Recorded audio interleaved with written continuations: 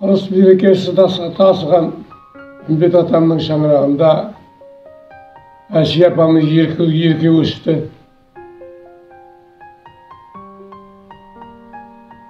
Ол кісінің сөйлеген сөзі, киім киісі, жүріс тұрысы қазақ қызына тән, ауылға, ауылдың кейінгі сіңлілеріне үлгі болатындай еді. Апамыздың бойында өнер бар еді.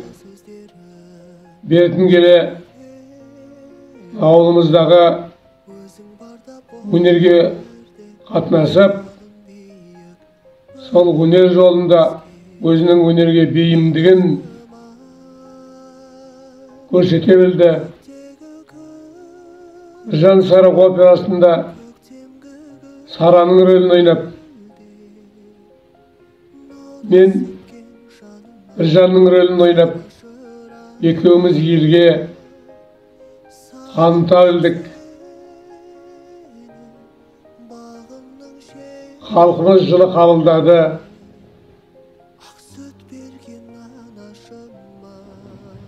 Жоламан жездеммен екеуі бас қосып, ұрпақ өсірді. Жездемде қыз мінезді, жылы сөзді, қыз мінезді жігіт еді.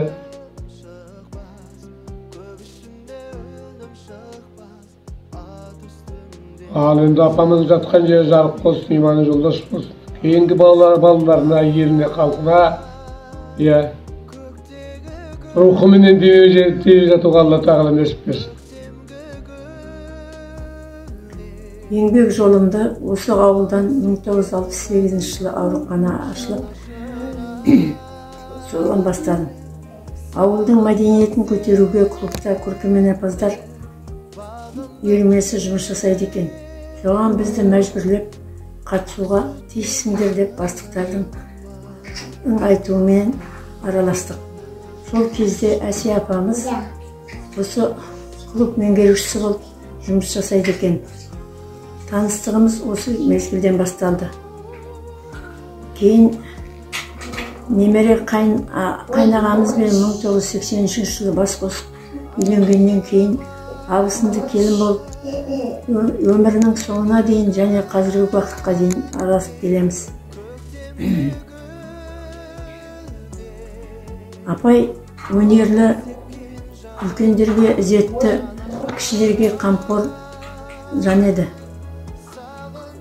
Апайдың ұрпақтары, балалары Бекзаты мен Гүлзаты өсіріп, институтқа түсіріп, оқытып, тәрбиелеп, жақсы тәрбие берді. Гүлзаттың мінезі, бет пішіні апайға ұқсаған, шапшаңдау, ашық, ақжарқын мінезді. Бір өкініштісі, Алла тағала осы Бекзаты мен Гүлзатының қызын көруге апайға Алла тағала жазбаған екен. Артында қалған ұрпақтары, бірақ апайды туысқан бауырлары, Ақжу, қайынсіңлісі Сара, келіндері Лида, Айжан, Гүлмира ақ жуып арулап, ақ төсегінен аттандырды. Алла тағала сол жандарға дендеріне саулық, бастарына амандық болғай. Апайдың алды жарық, асты мамық, арты тыныш болғай. Қалғандарға Алла тағала абысынымыздың туысқан бауырларына, ұрпақтарына апайдың көрінмей кеткен қызын көруді Алла тағала нәсіп еткей. Қалғандарға Алла тағала ғибратты ғұмыр, зор денсаулық, бақытты, бай қуатты Алла тағала өмір беруді нәсіп етсін. абысынымыздың 1 жылдық кәдесі Алла қабыл болғай. Бұл Әсия апамыз Үмбет атамыздың шаңырағында дүниеге келіп, тәрбиесін көре өскен. Үмбет атамыз жөнінде кезінде Талпаш Шаумұрын ағамыздың әңгімесінен көп еститін едік.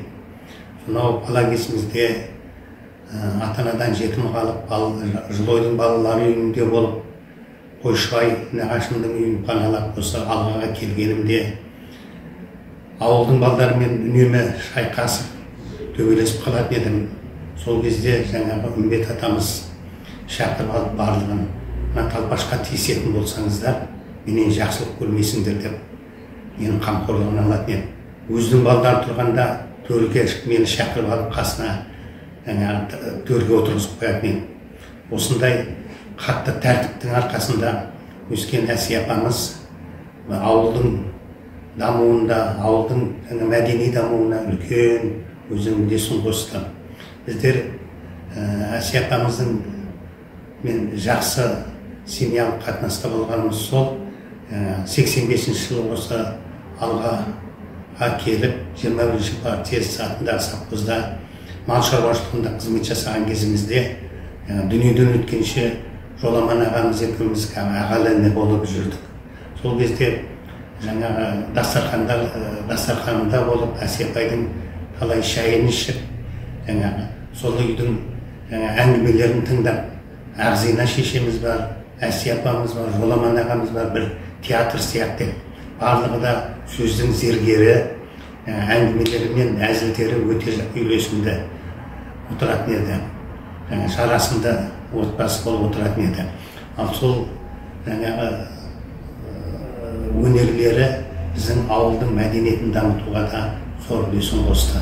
Әсия апамыз да, Жоламан ағамыз да мына Алға халық театрының алуына, соның өнердің ары қарай дамуына өздерінің зор үлестерін қосқан адамдар. Негізгі кейіпкерлердің басты рөлдерде ойнап, осы халық театрының алуға арналған бүкіл конкурстардың барлығына сол өздерінің еңбегін сіңірген болатын. Міне қазіргі күні сол ауылының басқа ауылдармен салыстырғанда мәдениетінің шоқтығы биікте тұрғанын көреміз. Бұл ауылдың азаматтарының мәдениетті дамытуға, оқу білім жүйесін дамытуда және мына ауылдың келбетін келтіруде барлығының мәдениетін өздерінің бойына сіңіргендерін көріп отырмыз. Мына Әсия апамыздың өзі өр мінезді, кейде турашыл, тура сөйлейтін кісі болды ғой. Мына қайратына таң қалатын едік. Жоламан ағамыз екеуі сонау Қорғанталдан арнайы бөлінген жерден шөп шабатын еді. Сол кезде Жөкеңнің де орақ сілтеуі, апайдың да орақ сілтеуіне қызығатын едік. Апайдың сонау үлкен шоқаға салатта, сонан соң шөмелеге апай таситын еді. Сол кезде бір ер адамдардың да әлі келмейтін шоқаларды Әсия апамыз қиналмай көтеріп алып шөмелеге салатын еді. Сол кезде таң қалатын едік апайдың қайратына. Міне өмірден енді Ағзина шешеміз де, Жоламан ағамыз да, Әсия апамыз да өтіп кетті. Енді кейін қалған екі отасы Бекзат пен Гүлзатқа солардың көрмеген қысығын көруге алды, Нәсібетке ағайындарына желеп жатқай деп тілегіміз айтамыз.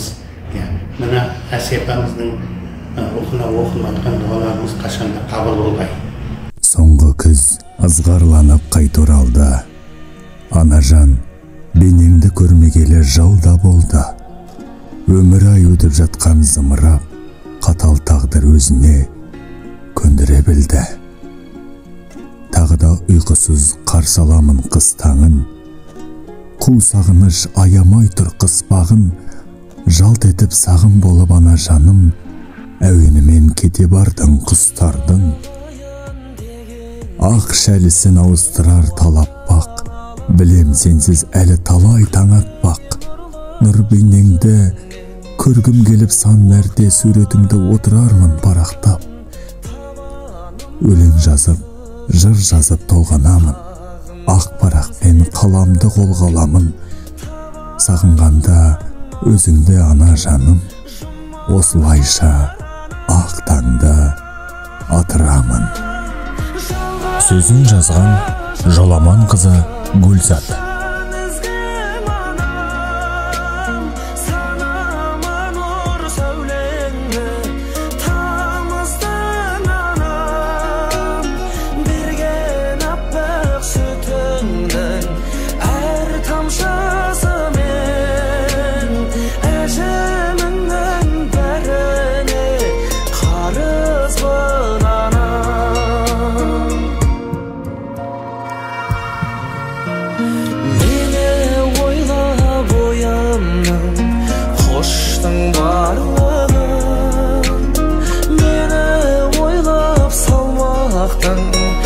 Іштің зар мұңын жыламашы анашым.